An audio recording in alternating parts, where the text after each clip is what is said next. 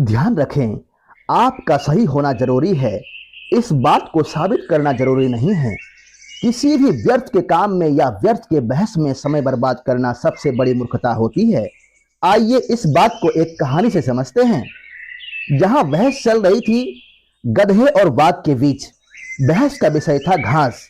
घास पर बहस चल रही थी। गधे का कहना था कि घास नीले रंग की होती है।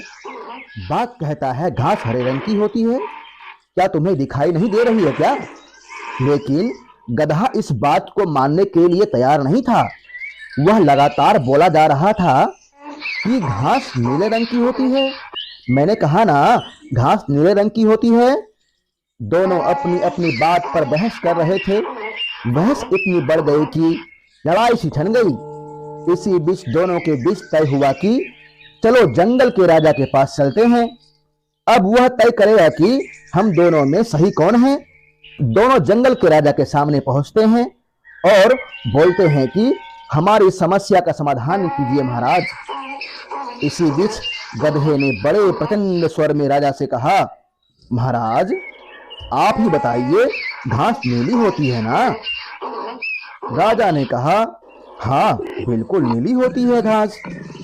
गधा बहुत घमंड पूर्वक बोला, देखिए ये बाघ भाई साहब ये कह रहे थे कि घास हरी होती है।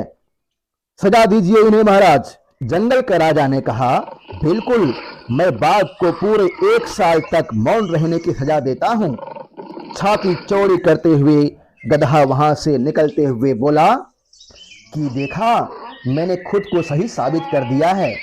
उसे लगा कि दुनिया में सब कुछ जीत लिया और यही दोहराता दोहराता राजा के दरबार से बाहर निकला कि घास नीली होती है, घास नीली होती है।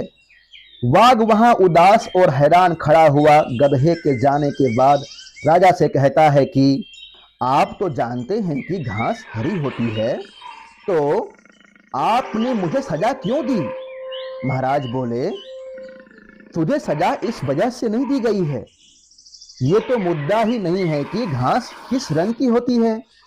तुम्हें सजा इसलिए दी गई है क्योंकि तुमने एक गधे से, जो एक मूर्ख है, जिसे ज्ञान ही नहीं है कि घास किस रंग की होती है, जो तर्कविहीन बात कर रहा था, उसके साथ बहस करके तुमने अपना समय बर्बाद किया और उसके बाद तुमने उस बहस को इतना बढ़ाकर इस राज दरबार तक ले आए और तुमने राजा का भी समय बर्बाद किया। तुम्हें तो इस बात की सजा मिल रही है। हमारे आसपास ऐसे गधों की कमी नहीं है।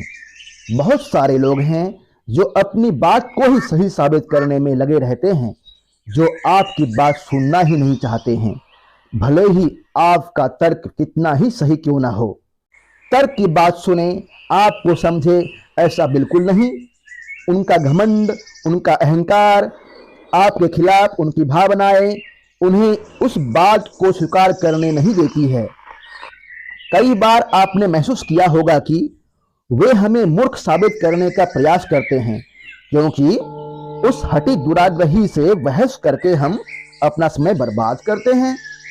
आइए आज यह तय करते हैं कि कभी किसी भी मूर्ख से बहस करने में समय बर्बाद नहीं करेंगे और अपने आप से हमेशा यही कहेंगे कि मैं सही हूं, यह मुझे पता होना जरूरी है। कोई इस बात को स्वीकारे ना स्वीकारे, इस बात का हमें फर्क नहीं पड़ना चाहिए। मिलते हैं दोस्तों अगली वीडियो में। अपने समय को बिल्कुल भी व्यर्थ ना जाने दें।